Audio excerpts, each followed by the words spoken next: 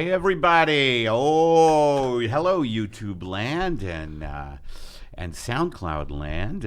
We are back. Pep Talks with Steve Lally, my co-host. Say hello, Steve. Hey, I'm here, everybody. Barely. That's not much. And that's what you can expect on today's podcast. And our very special guest, writer, performer, great storyteller. Please welcome Brian Finkelstein. Hello. I'm also not going to give much. This is going to be the opposite of the Dwyer. It's going to be like pulling. Oh, right. Last week we had Bill Dwyer, who has been hospitalized. He's been hospitalized, and the doctors are just saying it is from just being too. He was diagnosed involved. as a live Dwyer. Oh, wow. Pretty good. Pretty good. Thanks, Pretty man. good. Steve wrote for Cat Williams, right? Have Hey, you thanks said that for publicly? saying that. I don't know. Uh. Yeah, I wrote for Cat Williams. When Cat Williams was really popular. Yeah, at the peak of his fame. Yeah, At the peak of his fame. he gave me a break. Mm-hmm. He helped me out. I'm still flatlining as far as fame goes, but I feel good. I feel good, I told my mother I was doing this today, and my mother goes, I know that name. Oh, did She said that, yeah. she said thought he she was knew. the baseball player, though. No? She thought, oh, Pepitone. Your Irish mother. My Irish mother. I love that story. I was listening to a story. Brian tells stories, and you tell really good stories. The Moth, which is huge.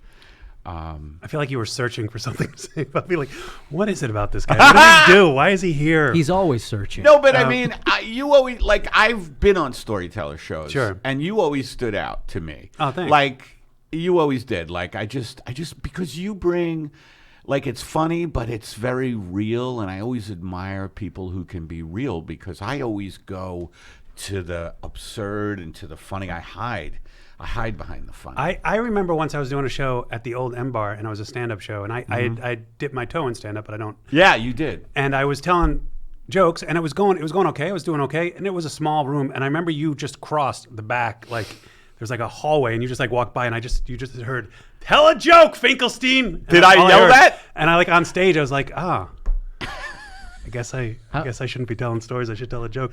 Did I say that? Yeah, you did. But you were. I think you were pushing the audience. I don't think you were hitting me. I think you were trying to get the audience. Did it help you? It helped the Or show. did it put you in your head? It helped the show. People laughed. It helped. It didn't You help got- my psyche about my opinion and my shame and my what am I doing with my life and all that. Well, I apologize for that.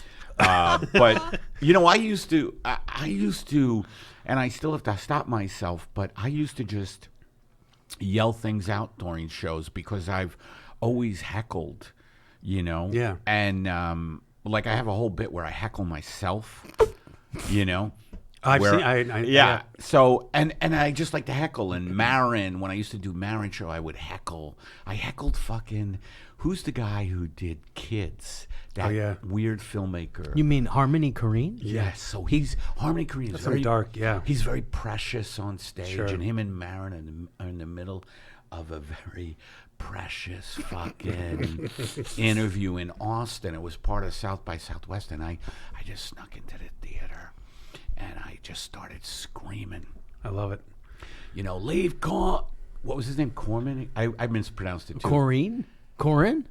Harmony Korine. Yeah, it would be like, leave Corinne alone. He's a sensitive film. And he didn't like that. That didn't help. And and then James. Who would?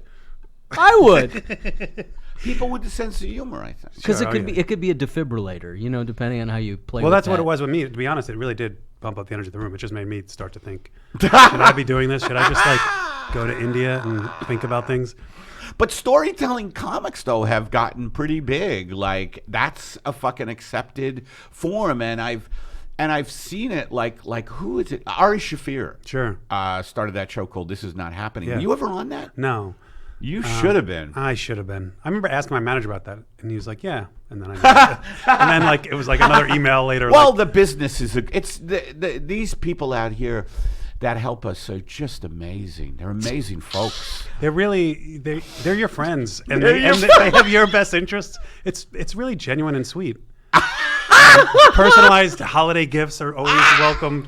Yeah, they know my son's name. Good guy. My was she my last manager? No, I had one after her, but my 2 managers ago, she gave me an Echo Dot. Oh, that's nice. And I'm always like, Alexa, tell me a joke. No and wonder. It's working out great. No wonder it took you so long to fire that manager. These corporate people, they've never done anything for me. It's always been creative people who've helped That's true. my career or get me a gig or telling somebody I'm funny. It's But- never been a. No, go ahead, Brian. What you? No, I think that's the way it works. You get old. Like I wish I knew then what I know now. But I feel like when I moved out here, I thought like, oh, I have a manager and agent. They're going to get me work. And now I realize, no, it's your friends get you work and they just take the money. And like, that's the deal we've all just decided. But it's kind of like having like a nice iPhone or a nice car. You're like, I have to have an agent because everyone else does. I don't need it. They don't do anything for me. But I must say that I am getting a spate. It's funny. I don't know if you've had this. I'm sure you have. But when I get a spate of auditions, and I booked something recently, I and this is not to hurt you, or make you feel less than, because you can have what I have if you keep your nose to the grindstone.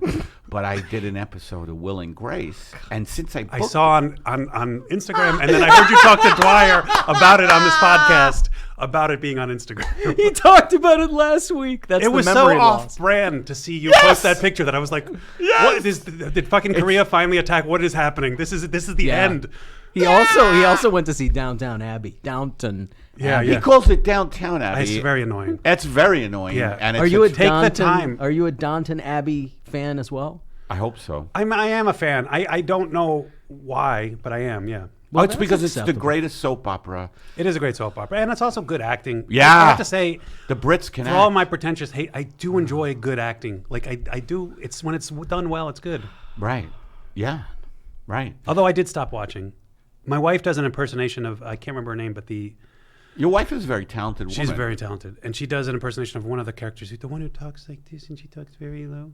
I can't remember the sister who got pregnant, like the attractive. No, the wife Edith? of the wife of the main Mary? guy of Mary. Who talks like this. I don't think you should do that, Matthew. I don't think you. Yeah, she's. By the way, if you get a chance, go see Downton Abbey. I'm so sorry I brought this up. Go see Downton Abbey and please see Will and Grace. Yeah, this comic. This comic, I won't mention his name, but he kept bringing me up when he found that out, and he hosted a couple of shows I did soon after. He was like, "This next guy, can you believe it? He was on Will and Grace. I didn't even know that show was on the air. Like, it was very undercutting." Oh, wait a minute. Was I at that show? I think so. Was it Frasier? No. Yeah, but that's okay. Wait, is it one of those? Is it a comic that like?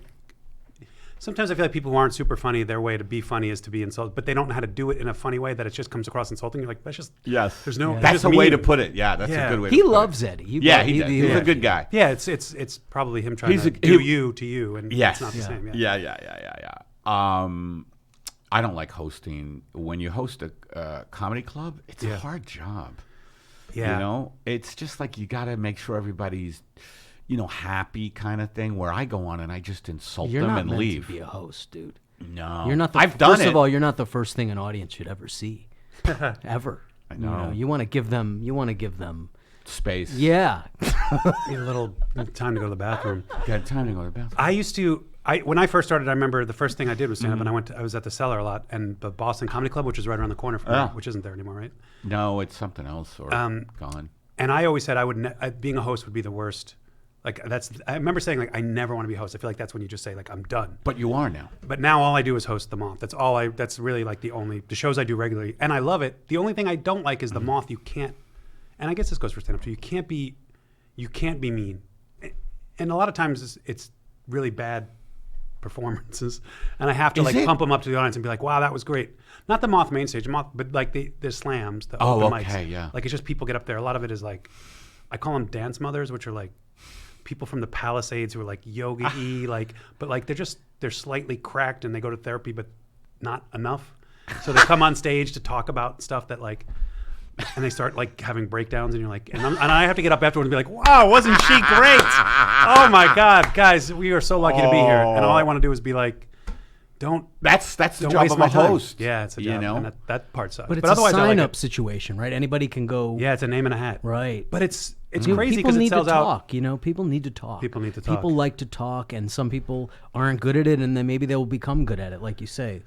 You know, And they don't recognize when they see the Moth that it's like people who prepare stories, and like there are a lot of stand-ups and a lot of actors and people who do it well who like Rosie Perez does it a Rosie lot. Perez does it. I feel like there's people, but like even like Dave Ross used to come a lot, or like What Tig about Notaro. Like, Odenkirk? Yeah, Isn't he a Odenkirk. storytelling guy? and I Oh, feel Ross did it. Like, yeah, and I feel like that they were funny, but they also worked at Yeah. it because they know how. And then Yeah. other people just think it's like cathartic, and it's like no, it's the opposite of that.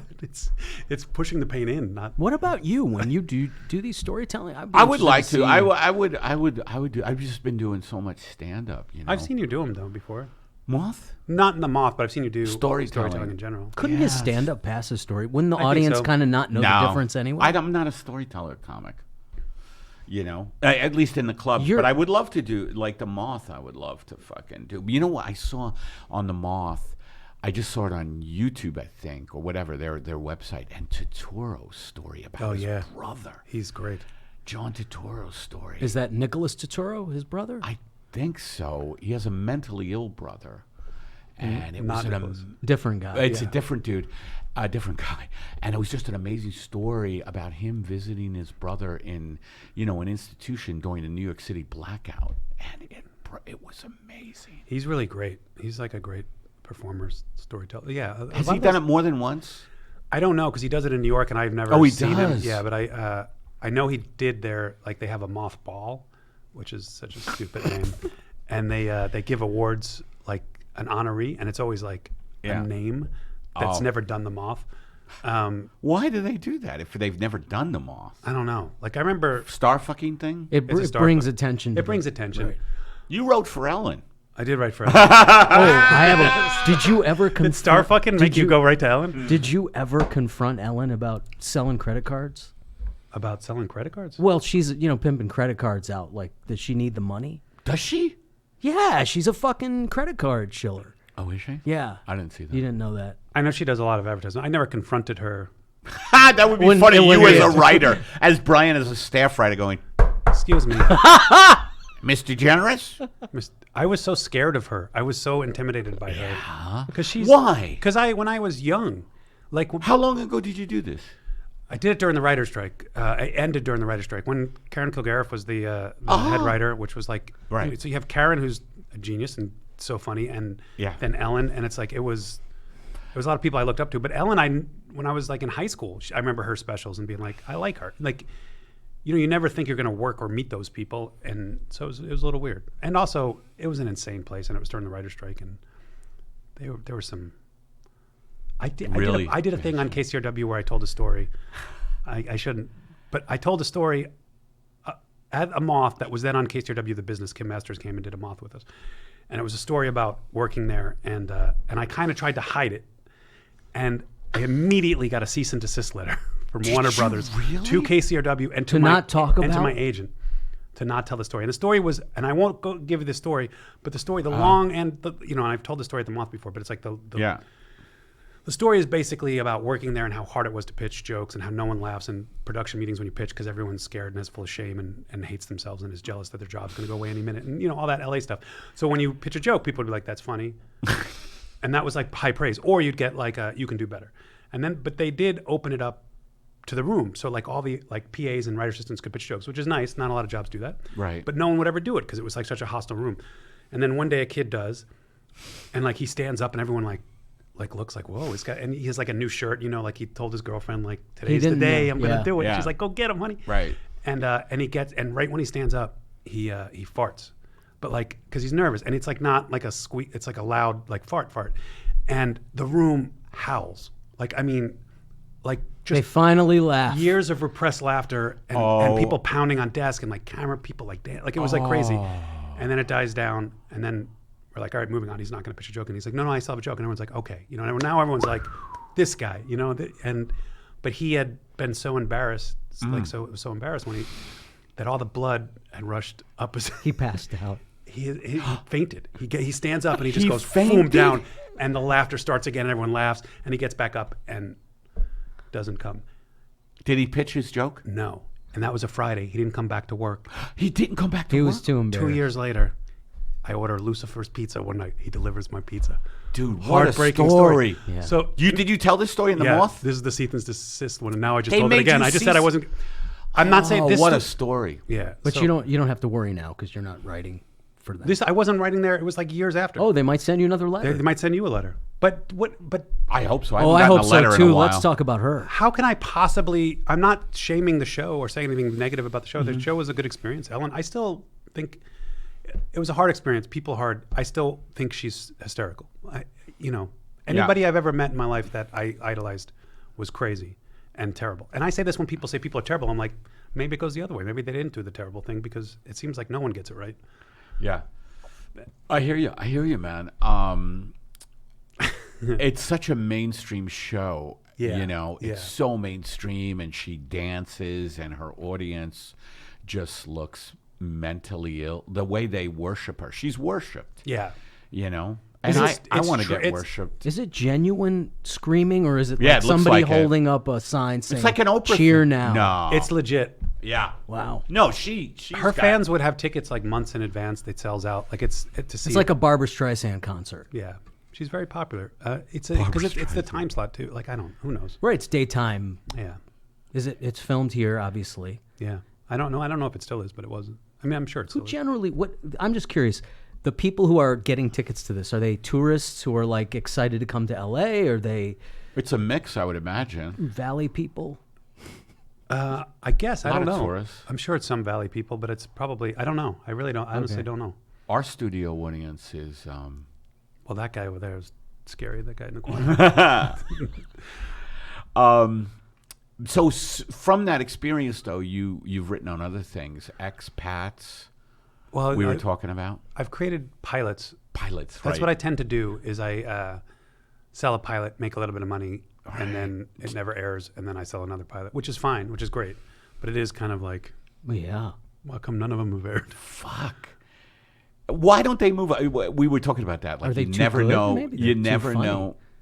I don't know. what's going to move on. Like even if you have, a big person Sure. attached to it, you don't know who's going to move. When I first moved here, I sold one by myself that I wrote that was terrible. But the one that you're talking about, Expats, that I wrote last, which is like a year ago, was a friend of mine, Cindy Schupak, who is a Sex and the City, like you're saying, a big name, and she had a deal with Universal International and Working Title, who's done a lot of big stuff. Yeah, I've seen. Yeah, working title. They do a lot of movies in England, English Yeah. movies, and so they were producing it, and she was writing it, and then she thought I would be good to help her write it because there was a character that was similar to me who was suicidal, and she thought of me, and That's nice. yeah.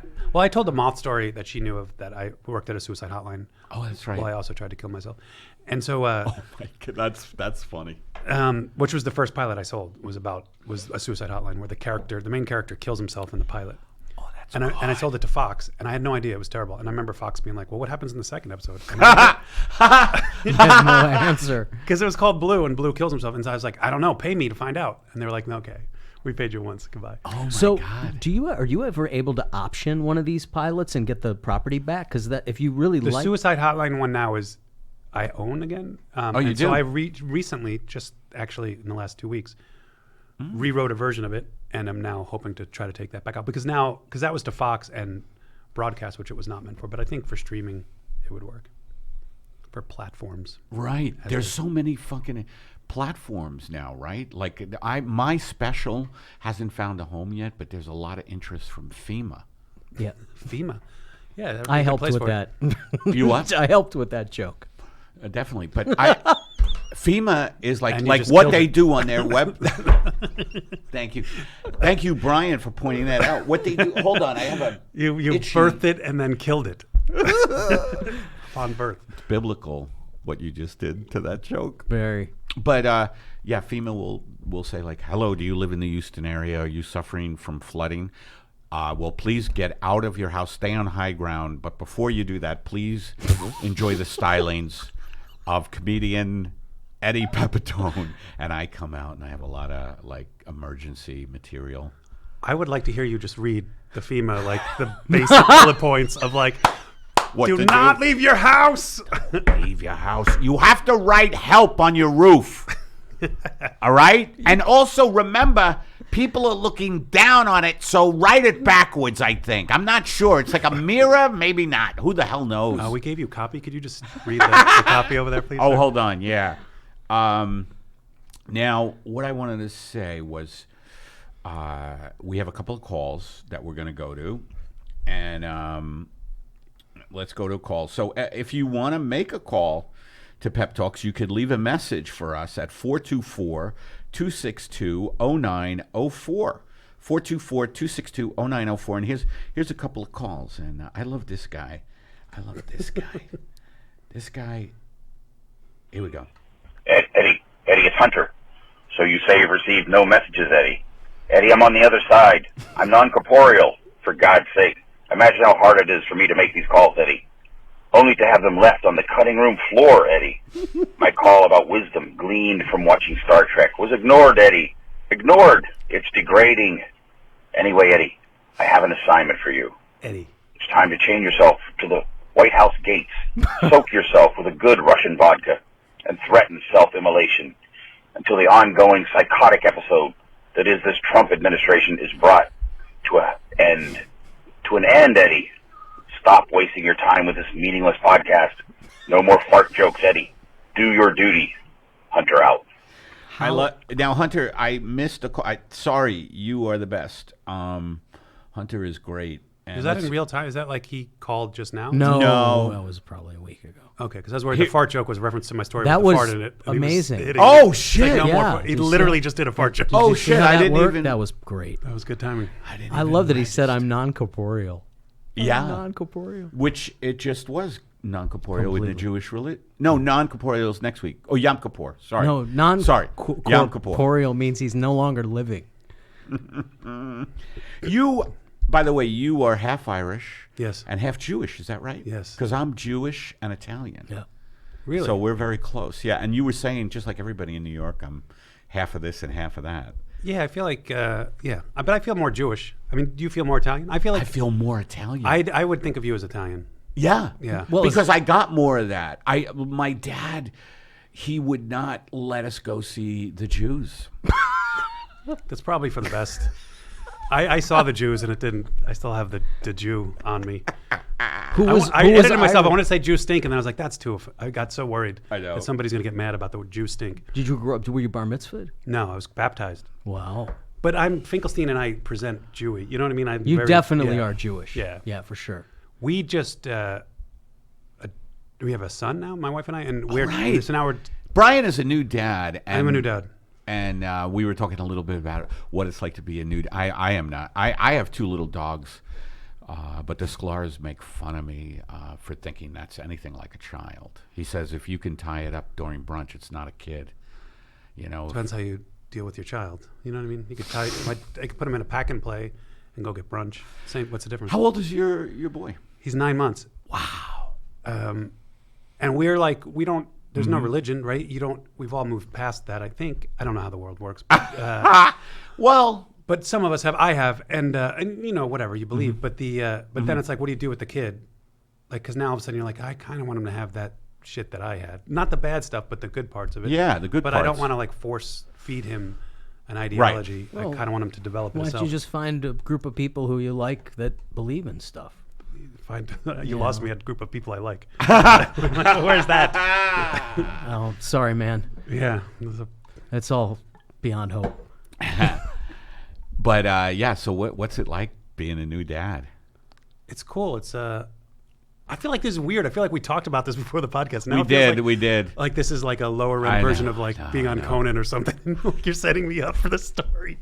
Well, I'm a pro. Yeah, you are, bro. I'm sorry. You I know, don't mean to shit on the I show. mean, I'm but- anti-show business. I'm, Yeah, yeah. I'm an antithetical, but it's so funny. I'm anti-show business, but I just did Will and Grace, I and it didn't went know. really well. Did it? You didn't know? Yes, you did. But you're being show busy now, which is what we do. You're being like, oh, tell us about it. I have to say, what freaked me out about seeing it on Instagram was the like honest joy in your post of like, I was like, looking under it for the cynicism, and like I couldn't. No, he I don't know. I was showed it just to my wife. We excited. were in bed. We were going to bed. I was like, "What is?" And I'm not. I swear to God, I'm not shitting. She was on her phone. She goes, and she showed me, and she was the same thing. She's like, "I was just looking at this." People don't know what we do you in as bed. well as they think they do. The contradiction in me is that, like, like I'm a big talker about just corporate, like the corporate shit that runs our fucking non-democracy at this point. It's really bad. But if I get a gig on Will and Grace, Cha-ching every time. well, it's money for me, and then it's like, and you're around big stars, Yeah. and they were so fucking nice. Yeah. I'm sure I've made fun of that show, but it was just great to be part of. It was like such a great gig for a week. It's always great. Like I haven't worked at Ellen in I don't know, however long ago that was, 8, 9, 10 years ago. And I walk in here and that's the thing we talk, like it's the thing, you know what I mean? And it's because it's impressive to people. Or it's validating. It's validating. And it's validating to me too. Yeah. But it's also like so many things have happened, but it's not interesting. Like it's like, I did a show here, I did this show, and Right, Yeah. but the thing Well, people remember, the Ellen thing stands out. yeah, because she's famous. And also it's on because TV. we're swimming in the waters of you have to be important. People have to think you're important. The more, we're living in this billboard society, this billboard culture, where if you don't have a billboard recognition, A brand. you're nobody. And so, It's we're true. all sort of victims of it, even die-in-the-wool radicals. In the I wool make fun rabbit. of myself, because I'm like I'll say shit like this at the Comedy Store. I'll be like, look, I don't know when you fucking people, you sheep, are going to rise up and really fucking kick a little ass and get on the streets like they're doing in Hong Kong and, fucking really protesting instead of tweeting. And then I go, now I won't be able to join you because I'm in the middle of Ozark season 3. So I'm not going to be part of it. It's very good. I can't join you. Yeah, I can't join the revolution. I'm going to be on Will and Grace, and I don't want to get my instrument damaged. Louis Anderson said, "I'm all for revolution as long as I can still get room service." I'm Yeah, all for revolution as long as I got your. Yeah, I don't want to go like that, but I am all for revolution. That's well, definitely- especially now. It has. What else? What other choices do we have? Nothing. Like what else? Right. There's no other option anymore. Like Isn't that true? I mean, Yeah. they meaning and in our business too, like merger after merger. Sure. It's like how many companies now own all of everything? that used to be a big deal. Like I feel like there's things like exactly. the AT&T thing when I was a kid was like a big deal. Now that's It just was. like the Well- daily, or like I think I've heard you talking about this before, but about like people doing commercials as. I get people have to do commercials. I want to do commercials. I did a commercial last year. Yeah, loved but it. I don't as understand why celebrity- celebrities do it. as themselves. So you're using your brand to sell, and it's like, what are you doing? Right. Like, that used to be barked at. That used to be like, That's right. No more. no. Now it's like, great, good for you. Tina Fey did an American Express, and good for her. Well, whatever. I'm Well, not- but the thing is that here's my problem with Tina Fey doing that. She doesn't need to do that. Now I know you know what I mean? Jesus Christ, I get a residual check for $2,500, and I'm like, this is great. Tina Fey from creating 30 Rock, what she makes She was must never- be insane money. yeah. Why is she I doing think because American? I can answer that because she was never the type of person who was going to protest any shit anyway. Okay, She yeah. was always a boutique liberal, and most of those people are. Yeah, And the I Sam, agree with the that. Sam Jackson motherfuckers have been living I in agree with Brentwood that. too I don't. long. But see, and they- I don't even know. I don't. Maybe because I've gotten older and I'm less. I'm less like the bitter. Like the anger has like softened, not because of Well, you have a child. ideology. Just time is like. You know what I mean? It's like I don't know if I change my views or if I'm just like. I give up. You know what I mean? Like, Well, I they just want to eat beat you McDonald's in down. my car and Yeah. just go I home and You're watch like my TV. dinner with Andre. He Oh, just yeah. all he's thinking about is he's like You're this Wallace guy's going Shawn. on and Wallace Shawn. exactly. You like Wallace Shawn? I bet you do. I You do love see. Wallace Shawn. But I also think, like a lot of people, I'm like, just sometimes just stop believing your own shit a little bit. Just a little Stop bit. what? Believing your own shit a little bit. Not Oh, him, I see what you're saying. But there's that like New York, like Turturro, who I love. But there is like sort of something. I was listening to him on Maron's podcast, and it was like, Oh, he was on Maron? he was on Maron's podcast, and there was like And a what point was he where I was doing? like, Yeah. What? Tell me. I didn't hear it. it was just very like, What do you have issue with Totoro? it was just like him talking, like when they talk about the craft and the. Oh, it's that a little word. too precious. The pretense. It's a little too The precious. pretense. It's a little too pretentious. I I'm just like, think it's so funny, Marin, talking about the craft back. Well, that's there's the beauty of it all. Because that's insane. I mean, but I think he's a guy. I used to know him. I don't really know him or talk to him anymore. But like he seems like he cares. Obviously, it's really He's important. trying. to I think him. it's like now all of a sudden he cares Marin? to try to get better. Like he's actually trying to better himself. And I think that's, because he's fucking a series regular on Glow, and and he he's getting his had his parts. own show. Yeah, he's That's, good. by the way, the best thing I've ever seen Mark Maron in is Glow. Yeah, I heard. Yeah, I think he's good. It's great. They wrote it for him, right? Like, No, I it's don't know if based they- on a guy. He's playing a guy. That's okay. all real. That all Glow was Glow perfect for are- him. But I'll never slight somebody for getting somewhere and then trying to get better. Just like what I was talking before about comics. Like I feel like some comics. Like, Well, I'm not get their doing own- that, am I? No, I don't. Okay. No, I don't. I think just so. don't like the commercial, celebrity commercial endorsements. Yeah, I agree with you about that. And especially when they're like, on one hand, they're liberal. Yeah. I'm the biggest example is Alec Baldwin for Yeah. me, and Jackson. They're like so fucking liberal, yet they'll be the face of corporate shit. But here, I want to get one more. Now, Hunter said he was ignored, and I did forget to play this message, and here it is. So another Hunter one. Eddie, it's Hunter. Do not, I repeat, do not use a shotgun to destroy your television. I've been learning so much from reruns of old movies and TV shows here in the afterlife. As stunningly shallow and frustratingly moronic as television can be, I found the odd and gleaming nugget of gold in that shit mine. Example, a recent showing of the film Star Trek V features Captain Kirk being offered the chance to release his pain, and thus cleanse his churning soul by a character played by Lawrence Luckinbill, Lucille Ball's son-in-law. Think of it, Eddie. Think of it. Being Lucille Ball's son-in-law and the surrealistic landscape in which he would abide. But back to Kirk. Our hero turns down the offer from this erstwhile messiah. He turns it down, Eddie, and he says, I need my pain. Learn, Eddie, learn. The universe is a school. We need our pain. Hunter out. You know what? We already heard that. You did play that. I did not play that. I think you did. No, I didn't. Are you sure? No, I didn't. That's what he was saying. He's saying, you know, he said, let me just look at it. He goes, my did Star say- Trek call was ignored. So we didn't play it. Oh, God, I feel Well, like I heard I that. probably played it for you, but forgot to play it Oh, on air. that's what happened. We heard it. We heard it out here. solved. What? Mystery solved. Ah! You guys got to the bottom of it. Pretty quickly. Yeah. He says your name a lot. He likes Eddie. to say Eddie. Eddie. Yeah. Eddie. And he's very It's a organized. pretty good. That's yeah. his. That's back to Kurt. Like he's not going to go off on a tangent. He's like, I gotta get to the end of this. He has life lessons for me, you know, from Hunter in the afterlife. Do you know who this is? Do you know him? I don't Do you know. Hunter? I think it's Dan Springer. Is it really? Yeah, he told me that he does call in and do all these voices, a lot of the voices that we hear. Oh man, I think. Well, we just Hunter's ruined the great. mystery. We should have Dan on. We should have, if it's Dan. Yeah, he's in New Dan York. has But Hunter. Dan, Oh, if he's you- in New York? If you're in LA, Dan, we want you to come on the show. If you are doing Hunter. And who's ever doing Hunter, let me know who you are. And if you're because really I like Hunter. it. I like it too. You like it too, right? Yeah. It's intelligent stuff. And also, that was so funny when he said, imagine being Lucille Ball's Imagine it, Eddie. nephew, was it? Imagine And the surrealistic landscape you would live in. That's fair. Showbiz families are funny, man. Like, if they're famous, it's just like, oh, hey, that's William Hurt in the living room. I just came to say hello to you. My father was friends with this lawyer, Ben. I can't remember his last name, but his mother was Esther Williams. Oh, my Who was like God. in like old time movies, like Yeah. as a mermaid. Yeah. And he used to come in and he would say, and this was like a lawyer, like a guy in a suit who was hanging out with my dad, who was a New York City cop turned San Diego lawyer, and my dad. And so he'd be hanging out with this guy. This is your dad? Yeah. So he's like a lawyer, but he's a cop. You know, he's like a New York cop. shit. So he'd be talking to this guy, Ben, That's but Ben interesting. was like full on lawyer. And he'd be sitting there, and then Ben would tell these stories about like coming home when he was a little kid, and his mom would be like naked in like a hot tub with Frank Sinatra, just like drinking wine in the middle of the afternoon.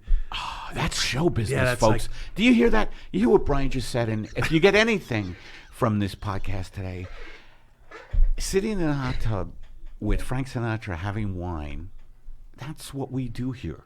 That's what we do in LA. And we sit in traffic and we hate ourselves. We sit in traffic, we hate ourselves, we beat our brains in against. So that we can sit naked in a hot tub one day with Frank Sinatra.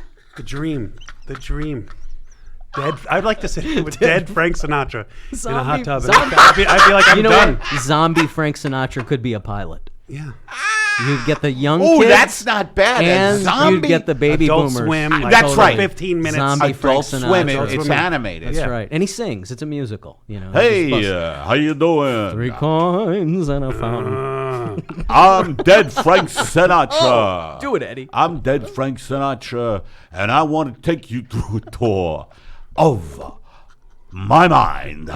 And he does a talk show out of his hot tub. Oh, yeah. And he's dead. And he's dead. And from his waist Podcast. down is just That's good. destroyed in the water. It's just Right. like fucking Totally. ripped and By the water. way, you know what fucks me up with like pitching pilots and pitching shows is that we just came up with that, right? That Yeah. little thing, right? To me, that's funny. Yeah. And to me, these pitches, if you're an improviser, if you're someone who's Yeah. got a fucking crazy active mind, I feel like I could do 30 shows in Sure. a minute or never Yes. do one. Like it's But I don't know shouldn't what that you know be- what you know that process I'm talking about? Yeah. Of like pitching something. Oh, we just went through it. We Yeah. just went through it. You know, we would pitch this thing, and it was fun. We went in and pitched it a couple times, and it was fun, and it was literally like a writer's 3 maniacs creating shit. Yeah. In the pitch session, right, Eddie? best, when you feel good like that. Right, Great. and then we reorganized it and structured it and went and pitched it in, and it was fucking miserable. Yeah. Well, because you have to then quote unquote sell it. Like, okay, what audiences are you looking for? Like they ask you, Yeah. the suits and the elite, not the elite, the studio people are like, so where are we going with this? That's what I'm like. What is your job? My job is to create the funny part in the narrative and the story. You tell me like what market. I don't know about markets. Yeah. Otherwise, I'd be sitting on the couch. You tell me. Right. It's confusing to me, that part of it. All Yeah. of it. Also, like they always say, like, what's your arc?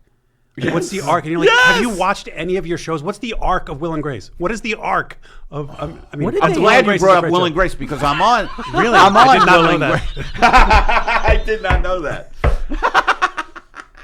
What did they ask us? What did the guy ask us? He asked us, what happens in this show, right? Didn't he say? Well, People laugh. was It's saying, funny. He was saying things like, "Well, what separates this show from other shows? You know, why this show? Like, supposedly the 3 questions you're supposed to answer is, why this show? Why this show now?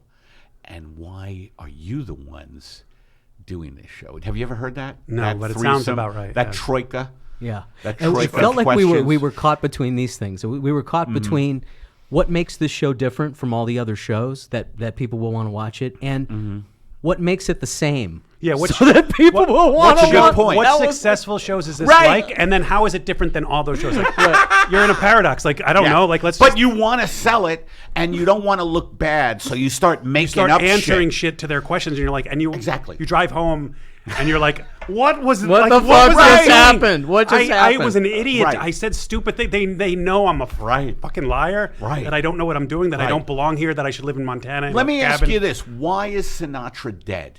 Why is he dead? Why is he dead? I feel like that's going to be a bummer for people. Why is he dead? That's right. That's exactly the kind of shit they would say. What's funny is, and this is not bullshit, when you said that, I didn't know you were going into the character. I thought you were literally asking asking me, him. and I started to come up with an answer. What was? It Let me hear intuitively your was like, answer. Well, he You- doesn't have to. My answer, like, I was going to sell it out like that. He What doesn't was have that to be, like? and then it's shit. Then you have a shitty show. He because doesn't you- have to be dead. Yeah. Whatever Because you that's guys what's want. funny about it. Whatever you That's all guys that was want. funny. We just want a show. Whatever you think. Why don't you? No, but Brian Yeah. makes a great point that once you sell out like that, then you don't have. Then you're kind of like like you're a jellyfish in there. You're ready or a chameleon. You know. Well, what if? Hang Because- on, though. What if you weren't that really married to the idea in the first place? We just came up with Zombie Frank Sinatra in a hot tub as a podcast. Who cares? Let him have it. Take it. We have As a show. podcast. Oh, that's where I went. No, he has a Think radio bigger. show. Dare to dream bigger. Yeah. What's crazy too is by the time you do that too, then they said, "Why are you the one to do it?" But now you've taken I know. out your voice because they've taken away your good ideas. So now you're proven to them that you're not the one to do it. So then they leave and then go, "You're not the one for us," and you're like, "Because you made me not the one for it." And then you're driving home. It's interesting, right? Yeah, but it's- you've sold a bunch of pilots, so you know what you're doing. I sold them because the story, they like story guys. So they like people say like this is based on a true story. So now I've sold enough ideas that if they all got together, they would realize that there's no way that they can all be true stories because they're like times overlapping that I've just bullshitted. They're like, wait, your father was a cop or your father was an astronaut? Because you sold us a show about what so it was you like to grow up the kid of an astronaut. And it's like, my father wasn't a fighter, you know. And, yeah, I just say it's a true story because the thing about the moth, no we one should have checks. done that. Yeah, right. Who's gonna fucking Hey, our check? president doesn't get checked. Like, who cares anymore? We Our You know? president. Well, he is. Well, Trump's technique is very interesting. He lies so much. That you just, yeah. It's like you don't can't have keep- time. Yeah, I think the Times or some publication or a news organization would say how many lies in his Yeah, like on speech. some of those reports, they're like, he's lied 464 times today. And you're like, all right, how'd the Yankees do? You know? Yeah, you're immune to it. Yeah. Let me play. We have one more call, and here we go. Hey, Eddie. This is Chris Boatwright up here in Portland, Oregon. And, my concerns, well, I just want to let you know, first of all, before I get to that, I just watched the episode with Charlene Yee, a long-time watcher, first-time caller. Great episode. She is a real talent. My concerns are these people out there who are just media whores. They're just forgetting the art in the rush to get paid like they're doing Warhol. I'm just... Also, by the way, if you know anybody who's looking for a script about Gilligan's Island and its Doomsday Preppers, or Green Acres, but it's a pot farm, can you get at me? Have a great day. I love you, buddy.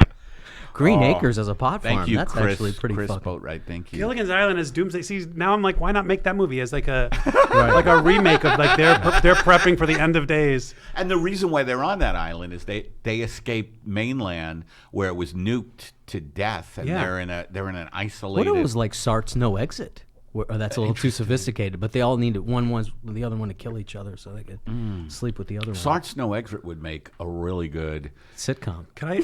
Gilligan's Island. daytime sitcom. Oh yeah, that's my Downton Abbey meets Sart and Little Camus. There was an Little Camus. I was once when I was a little kid. Yeah. This is terrible, but I was masturbating to Gilligan's Island because Ginger and Marianne was Sure. like everything. You know, Absolutely. like I had both Absolutely. left and That right was all brain. you had. There was no As internet long porn. as it was consensual with yourself, you were in the clear. Yes, you know what I mean. checked Did with you allow myself. your? I allowed myself to enjoy it. Okay. But there was an episode that they did off of. No, I can't remember the book, but the Great Hunt or whatever it's called, where they have to kill a person. So they go after like some hunters show up and they want to kill something. Oh, I think I remember. So they're going to chase Gilligan around and kill him. And if Gilligan can escape, they're going to free all the people. Well, Gilligan does escape, and then they decide that they look bad, so they leave him on the island. But during that episode, I remember I was like, it was 2:30, whatever, and I was a teenager in high school. I was like, I'm going to masturbate to it. And I watched that episode about murder, and I got so fucked up in my head because I was convinced that I had now connected sex to murder, and I like got off, and I was like, I'm a serial killer. I was And convinced. now sex and murder are inextricably linked Yeah, I in was our ahead culture. of my, Actually, murder's on the rise because sex is on the decline. Well, Yeah, yeah. sex and murder, as far as Hollywood, that's what Hollywood is. Sex and murder. I would think that's a good way to sum it up. I mean, the Ellen Show has a lot of both. we did. There was a lot of death on that show. My career ended after that show. Speaking of Karen Kilgariff, I mean, she makes. I mean, her podcast is the most popular podcast. Which one? It's called My Favorite Murder. Yeah. And it's all about murders. Every other day, I meet somebody who's obsessed with serial killing and details and Yes, shit Netflix. like that. It's like every other And show is like. That's right, serial because killers. they know those are get clicks. You know? I really believe. I have no evidence of this, but I really deeply believe it's because the actual physical contact that people are having sexually with each other is so low. Maybe it's just me, my life. Do you and drink it's weird. energy drinks? No, I'm gonna have coffee. Enough of that. Well, are you gonna do a promo for it? No. My buddy has a G7 energy drink, and Bill Dwyer took some of that. And, Are you saying I need it because I'm a little no, low energy? no, not at all. I just. I don't wanna- have wanna self-doubt. mention I don't G- think that you asked me a G7 simple question. I automatically thought it was because I had low energy. I'm like that too. So anyway, please leave a message for us, folks. And can I call you folks at 424-262-0904? And now we have an ad. We have one ad this week. Here we go. You know, and this is from, who's our sponsor this week? And by the way, we haven't gotten paid from any of our sponsorship. So I just want to put this out there. If you're a sponsor and I've been reading you on this show, please, pay us. This is from Clam Pens. They're new. It's not easy being in office. It's not easy being in an office environment these days. Mandatory attendance at awkward office birthday parties, weird lunchroom conversations around a pile of donuts decimated into little slices, and the nonsensical and inescapable water cooler conversations. Hey, did you see Pepitone on Bill and Grace last night?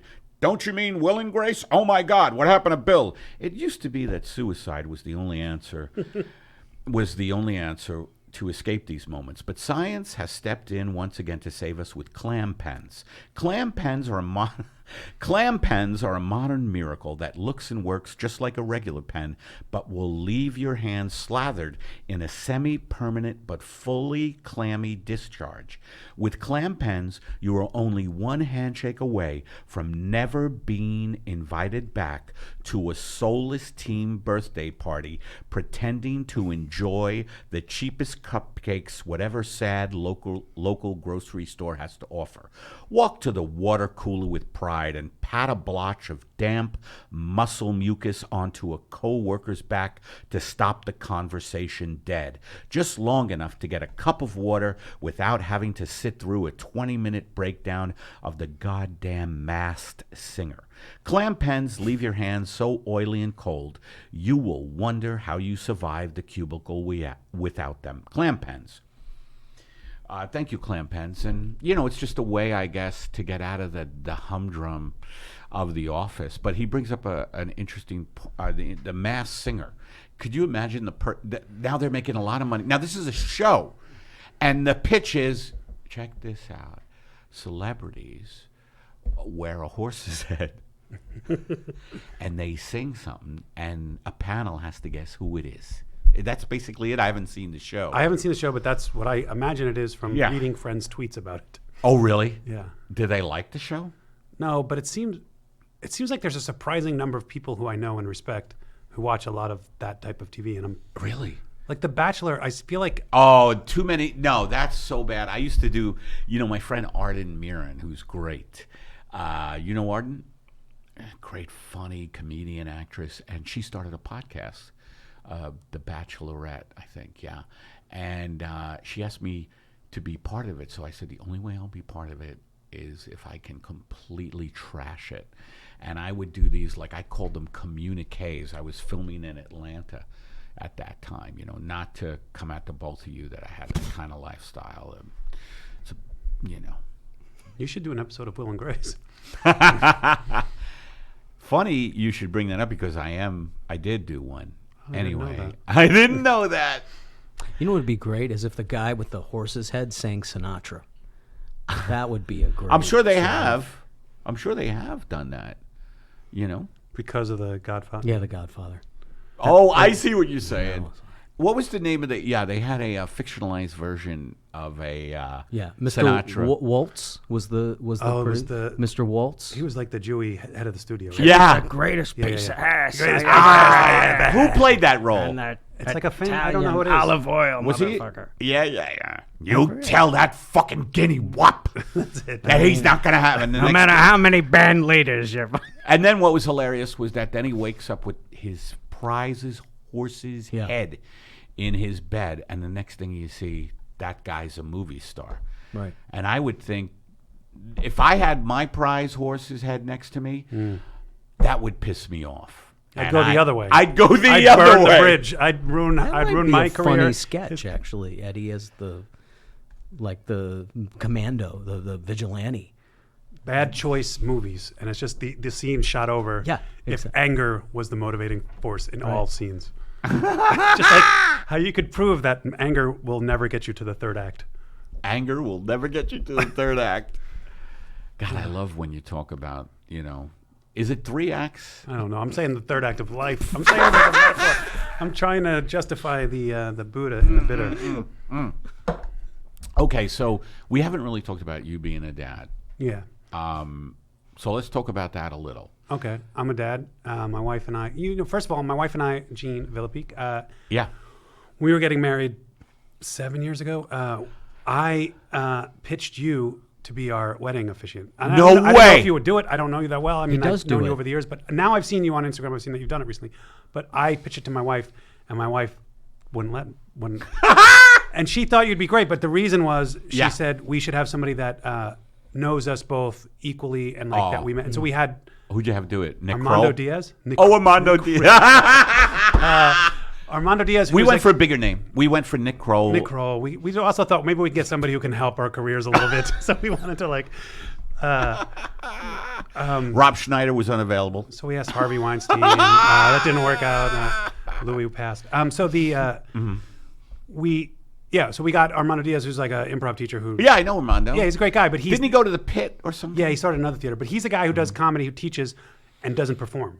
He doesn't perform. So we're like, of all the people we know who are funny who perform, let's get the one guy who said like, I am uncomfortable on stage, to stand in front of all of our family and friends and marry us in this union. Was it great? No, it was terrible. I mean, it was. Oh, great. shit. It was great. Oh, but he shit. kind of did it like about improv, and What?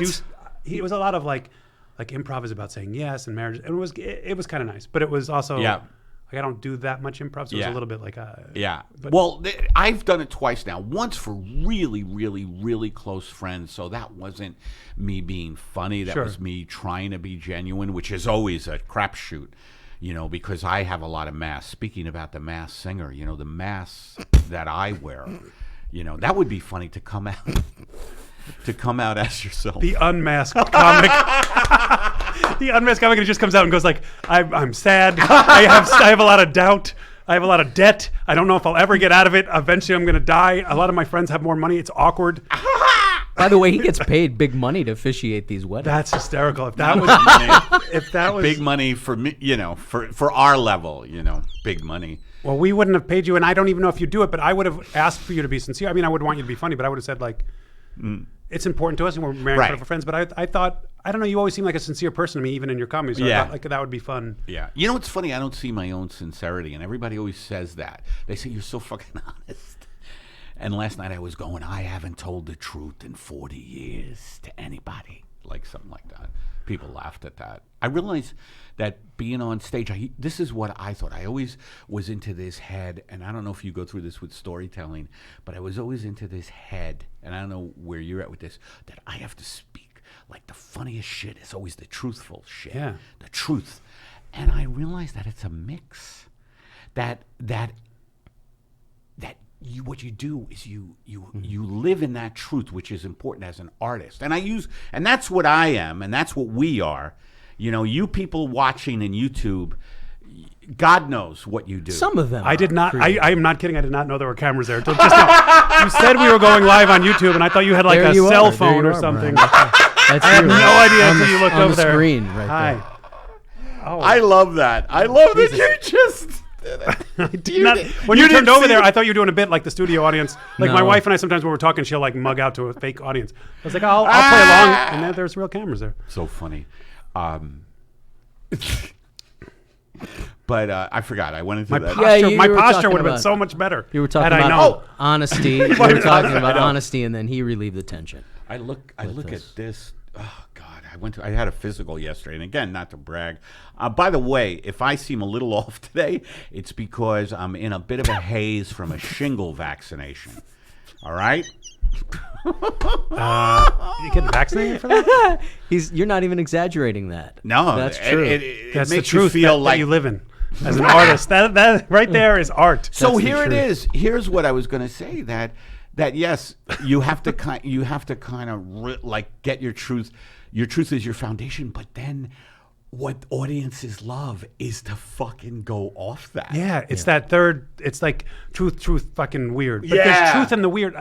Yeah, Then I some guess so. people are different, right? I feel like some people live only in the truth, and then some people are absurd comics. And I like, Right. I like You like all of it. everything. Yeah, me man. too. I'll Me too. I'll like the like. I don't know. I can't say any names but I feel like I don't know. I can't think of anyone who's honest. Like I can think of a lot of absurdists, but I can't think of any like, that are funny. Well, Like, Bill- the ones I'm thinking Bill of. Burr. Bill Burr is a good example. I think he's funny and he talks in a way that's so completely honest. Yeah. That's so true. But we just create tension and release it. So however you do it. Wait a minute. Now you're talking just about sex. Build up tension. Wait a minute. And well, that's just a one-shot deal. I'm talking. You have to do it over and over So when you're you- on stage.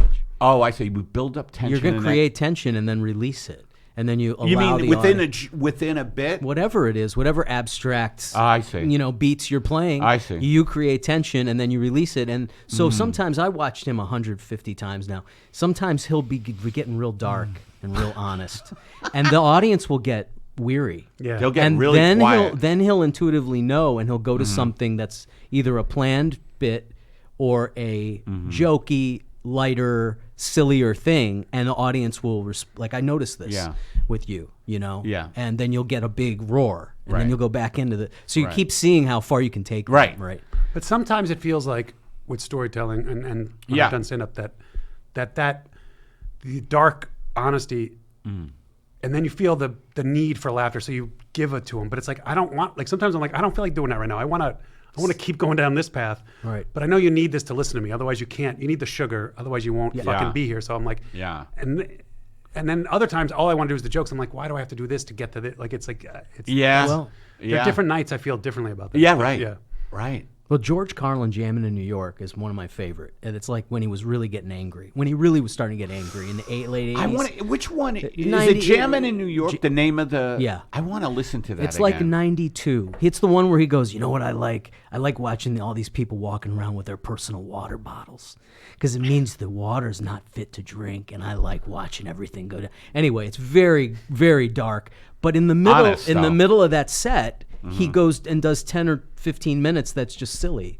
And then he goes back to the Right, dark yeah. stuff. Right. And it's like perfect. It's just a perfect, because an hour of that dark stuff would be too much. That's what I get from watching it. Yeah. I think dark stuff is funny. Like I love dark comedy. I'm trying to think of. Yeah, to me, the most successful thing I did was a Suicide Hotline show where Is that right? I didn't think it was funny. We did it at UCB, and I was like, this is, because I've done like 8 solo shows, and I'm about to do a 9th, and I'm like, this is the one that UCB will be like, this isn't for us. Go do it in the theater. This is too pretentious. and dark." Suicide one? Yeah, and I ran there for years and went to Years? a comedy festival, and that's when I saw it as a pilot, and I was like, I never understood why people thought it was so funny. I'm like, I mean, I get why I know it's funny, but Yeah. I was surprised that other people thought so. Yeah. There you go.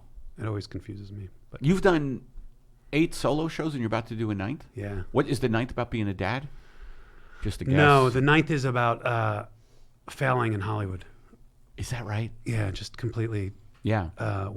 like the story that you don't hear.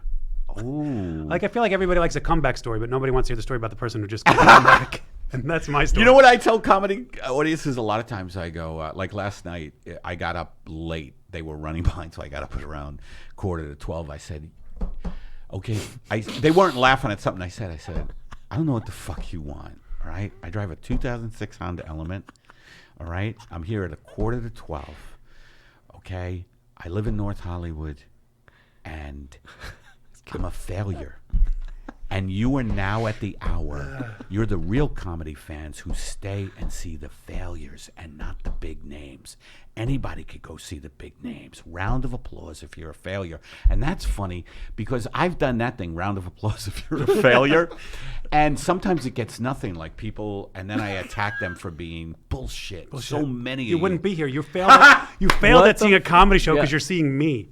So by default, you failed. What the fuck are you still doing here? This is LA. You know how many you could go see fucking TV stars and fucking reality show Yeah. comics. But then sometimes I'll say that, and there'll be a lot of applause, and that's funny too. That you're getting them to applaud at their own failure. Yeah. Yeah, I love it. That's a good crowd.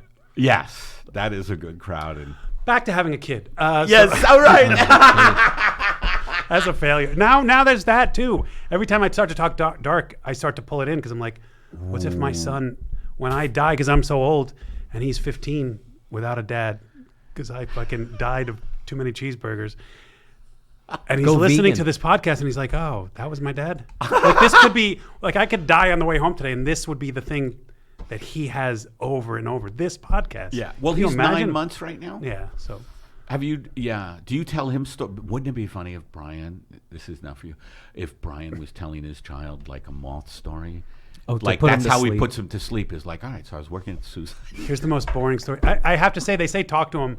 I did once do. What do they say? They say talk to them because it helps them with vocabulary and learning. And so you're supposed to read, but not just kid books. You're supposed to like talk adult language. So we read. Right.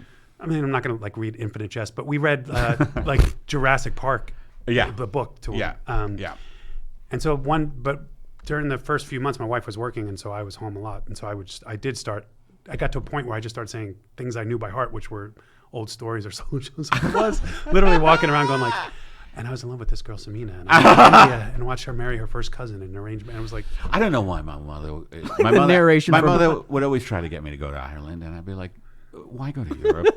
New York is Europe. Reading off the monologues from Barry Lyndon. You know.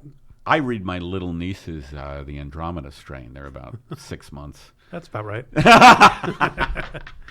Celestine prophecy. All right. Slaughterhouse Well, Five.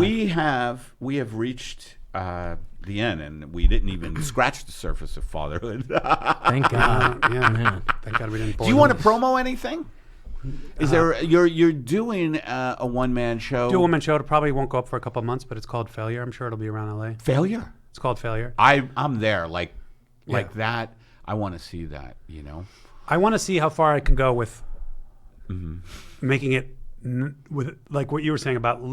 I think everyone's gotten used to the idea of the build the tension, release, like the darkness, especially in a comedy venue, which is where I want to do this when I don't want to do it in a theater. So I'm sure I'll do it somewhere in a comedy, but it's like I want to see how far I can go with feeling like the joke is coming and it just doesn't come. Like and to like That sounds like theater to me.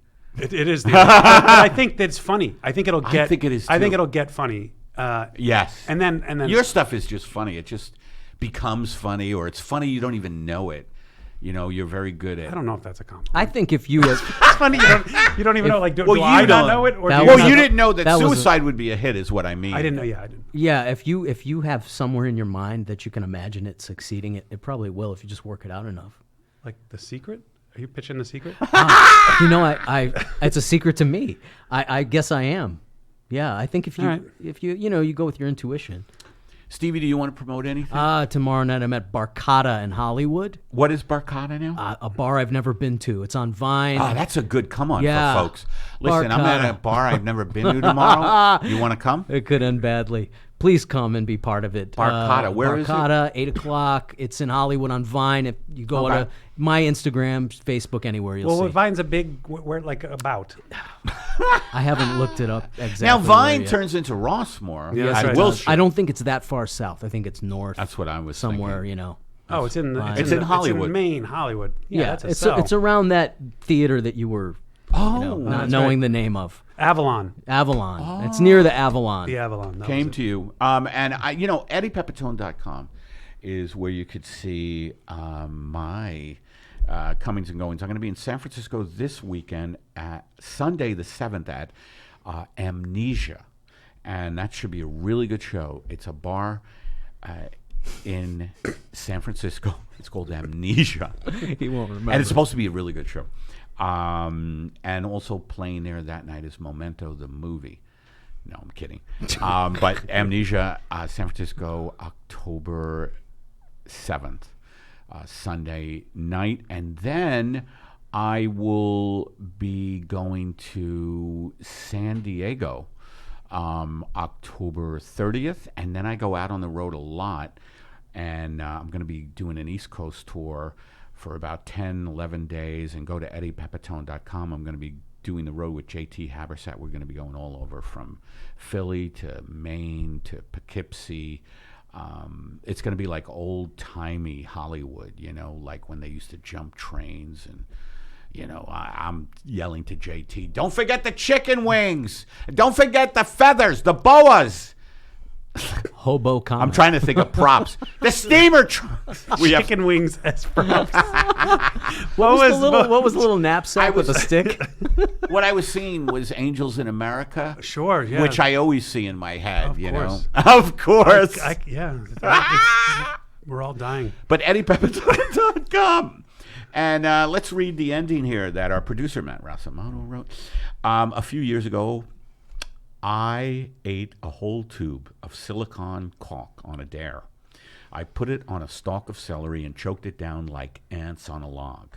I was sick for a month, waiting for that topographical map of my intestinal tract to fully pass. Now I keep it suspended over the entryway of my house so that everyone who comes into my domicile knows I don't back down from a dare. I take all dares seriously, folks, and now I dare you to hit that like button. And I double dog dare you to write a review on iTunes. Don't be the coward who doesn't have a silicone model of his guts nailed to the front door. Be the hero who has extensive medical-related credit card debt because he thought he could eat a tube of silicone caulk without any repercussions. So hit like and write us a review. Our engineer today was Emma Erdbrink, and also another engineer here, our good buddy Aaron Brungardt. Our producer, Matt Rasamoto.